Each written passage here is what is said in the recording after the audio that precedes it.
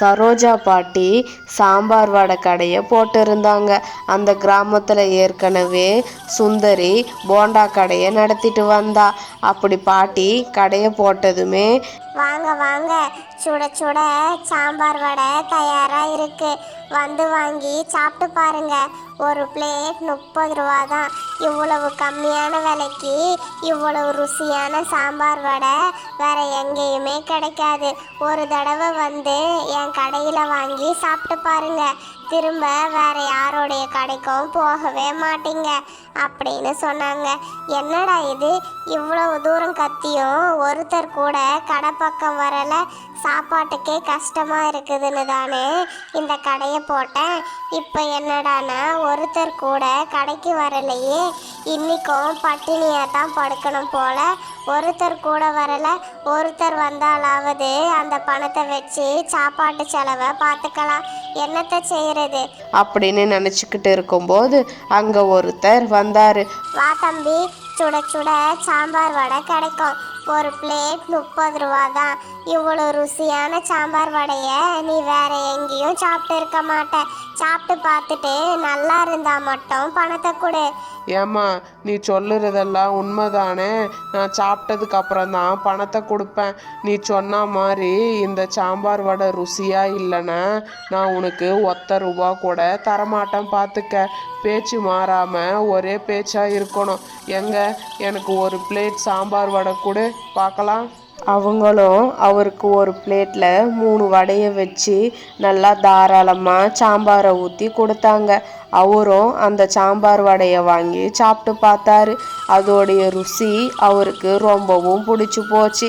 அந்த சாம்பார் வடையை ரொம்பவும் விரும்பி சாப்பிட்டுக்கிட்டு இருந்தார். அப்படி பாட்டி கடைக்கு கொஞ்ச நேரத்துலேயே ஒருத்தர் 2 பேர் வந்து அந்த சாம்பார் வடையை வாங்கி சாப்பிட ஆரம்பித்தாங்க. அதோடைய ருசி அவங்களுக்கு ரொம்பவும் பிடிச்சி போச்சு. அதை பார்த்த சரோஜா பாட்டி ரொம்பவும் சந்தோஷப்பட்டாங்க. அவங்களுக்கும் லாபம் வர ஆரம்பிச்சுது. அப்படியே நாட்கள் போய்கிட்டு இருந்தது. சரோஜா பாட்டியோடைய கடையும் ரொம்ப நல்லாவே போய்கிட்டு இருந்துச்சு. ஒரு நாள் சுந்தரி சரோஜா கிட்ட இப்படி கேட்டாங்க. இங்கே பாரு, நான் தான் ஏற்கனவே போண்டா கடையை போட்டு இருக்கல்ல, அப்புறம் எதுக்காக இங்கே நீ சாம்பார் வடை கடையை போட்ட? என் கடைக்கு வர கஸ்டமர் கொஞ்சம் பேர் உன் கடைக்கு வந்து சாப்பிட்றாங்க. ஒழுங்காக கடையை காலி பண்ணிடு, இல்லாட்டி உனக்கு அவ்வளவுதான். உன்னால் என்னுடைய வியாபாரமே போயிடுச்சு. பாதி பேர் இங்கே வந்து சாப்பிட்டா எனக்கு எப்படி லாபம் கிடைக்கும்? உன் கடை சாம்பார் வடை என்ன அந்த அளவுக்கு ருசியாவா இருக்குது? எல்லாரும் உன் கடைக்கு வராங்க, எனக்கு ஒரு பிளேட் போட்டு கொடு பார்க்கலாம் அப்படின்னு சொல்லி சுந்தரி ஒரு பிளேட் சாம்பார் வடையை வாங்கி சாப்பிட்டு பார்த்தா. உண்மையிலேயே அது ரொம்பவும் ருசியாக இருந்துச்சு. ஆனால் இங்கே பாரு, உன் கடை சாம்பார் வடை ஒன்றும் அந்த அளவுக்கு ருசியாக இல்லை. ஒழுங்காக கடையை காலி பண்ணிடு, இல்லைனா நடக்கிறதே வேற. பாட்டி வீட்டுக்கு வந்ததும், அடக்கடவுளே, என்னுடைய கஷ்டத்துக்காகத்தான் அந்த சாம்பார் வடை கடையை போட்டேன். இப்போ என்னடானா இந்த பொண்ணு வந்து கடையை காலி பண்ண சொல்லுறா. பேசாமல் பக்கத்து கிராமத்துக்கு போய் கடையை போட்டுடலாமா? ஆனால் இங்கே கொஞ்சம் நல்லா வியாபாரம் ஆகுது. மறுபடியும் நம்ம அங்கே போய் கடையை போட்டால் இந்த அளவுக்கு வியாபாரம் ஆகுமான்னு தெரியலை. நாளைக்கு ஒரு நாள் போய் கடையை போட்டு பார்க்கலாம். அந்த பொண்ணு திரும்பவும் வந்து நம்மளை மிரட்டுனா கடையை காலி பண்ணிட்டு பக்கத்து கிராமத்துக்கு போக வேண்டியது தான். வேற என்னத்தை செய்கிறது? நமக்குன்னு துணையா யாரும் கிடையாது. அப்போ காலி செஞ்சு தானே ஆகணும் அப்படின்னு நினச்சி சரோஜா பாட்டி அடுத்த நாள் கடையை போட்டாங்க. அங்கே வந்த ஒருத்தர், பாட்டி, இது சாம்பார் வடை கடையா? எனக்கு சின்ன வயசுல இருந்தே சாம்பார் வடைனா ரொம்பவும் பிடிக்கும். அந்த வடை அதில் ஊறி போய் இருக்கிறத அப்படியே எடுத்து வாயில் போட்டால் டேஸ்ட்டு சூப்பராக இருக்கும். சீக்கிரமாக எனக்கு ஒரு பிளேட் சாம்பார் வடை கொடுங்க அப்படின்னு சொல்லி அவரும் ஒரு பிளேட் சாம்பார் வடையை வாங்கி சாப்பிட்டுக்கிட்டு இருந்தார். அதோடைய ருசி அவருக்கு ரொம்பவுமே பிடிச்சி போச்சு. அப்படி கொஞ்ச நேரம் போனதும் சரோஜா பாட்டி இப்படி சொன்னாங்க. இங்கே பாருங்கப்பா, நீங்கள் என் கடையில் வந்து இந்த சாம்பார் வடையை சாப்பிட்றத பார்க்குறப்ப மனசுக்கு ரொம்ப சந்தோஷமாக இருக்குது. ஆனால் நாளையிலேருந்து நான் இங்கே கடையை போட மாட்டேன். பக்கத்து கிராமத்துக்கு போய் கடையை போடலான்னு இருக்கேன். அந்த சுந்தரி வந்து என்னை மிரட்டிட்டு போனா. இதுக்கப்புறமா நான் இங்கே கடையை போடக்கூடாதான், என்னால் அவளுடைய வியாபாரம் பாதிக்குதான். அதனால் நானும் பக்கத்து கிராமத்துக்கு போகலான்னு முடிவு பண்ணிட்டேன்ப்பா அப்படின்னு சொன்னாங்க. பாட்டி, நீங்கள் எதுக்கு அவளுக்காக கடையை காலி பண்ணுறீங்க? அவளுக்கு பொறாம பாட்டி. அவள் கடையில் அந்த போண்டாவும் வடையும் சாப்பிட்ற மாதிரியே இருக்காது. ஏதோ நாங்கள் அவள் கடையில் வாங்கி சாப்பிட்டுக்கிட்டு இருந்தோம். இப்போ நீங்கள் நல்லா ருசியாக சாம்பார் வடை கடையை போட்டுட்டீங்கல்ல, அந்த பொறாமையில் தான் உங்ககிட்ட வந்து இப்படி பேசிட்டு போயிருக்கா. இதை நினச்சிலாம் நீங்கள் பயப்படாதீங்க. உங்களுக்கு ஏதாவது ஒரு பிரச்சனைனா நாங்கள் பார்த்துக்கிட்டு சும்மா இருக்க மாட்டோம் பாட்டி. ஆமாம் பாட்டி, அவ கடை போண்டாவை சொல்லுங்க, வாயிலேயே வைக்க முடியாது.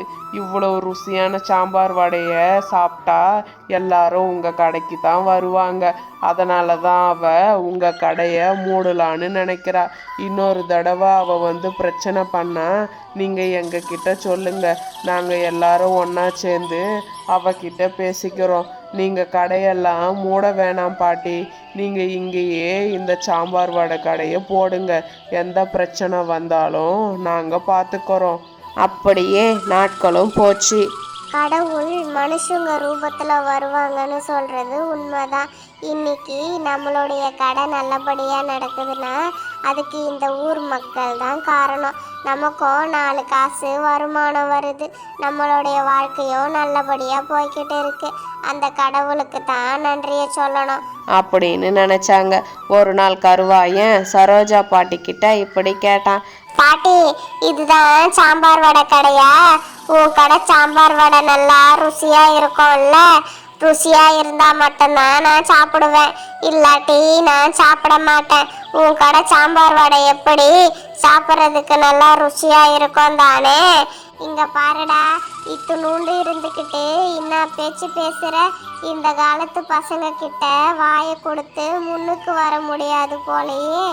முன்னாடி எல்லாம் பசிக்கு சாப்பிட்டாங்க, இப்போ என்னடானா ருசிக்காக சாப்பிட்டுக்கிட்டு இருக்காங்க. அந்த அளவுக்கு காலம் மாறிக்கிட்டே போகுது. நான் என்னத்தை செய்கிறது? என் கடை சாம்பார் வடை நல்லா ருசியாக தான் இருக்கும். உனக்கு வேணும்னா வாங்கி சாப்பிட்டு பாரு. ருசியாக இருந்தால் மட்டும் சாப்பிடு, இல்லாட்டி இடத்த காலி பண்ணு அப்படின்னு சொல்லி சரோஜா பாட்டி அவனுக்கு சாம்பார் வடையை போட்டு கொடுத்தாங்க. அது ரொம்பவும் ருசியாக இருந்ததுனால கருவாயனும் அதை வாங்கி சாப்பிட்டுக்கிட்டு இருந்தான். சரோஜா பாட்டியும் ரொம்பவும் சந்தோஷப்பட்டாங்க. இந்த கதை உங்களுக்கு பிடிச்சிருந்தா மறக்காமல் நம்மளுடைய சேனலை சப்ஸ்கிரைப் பண்ணுங்கள். இந்த வீடியோவை லைக் பண்ணுங்கள், ஷேர் பண்ணுங்கள். பாய்.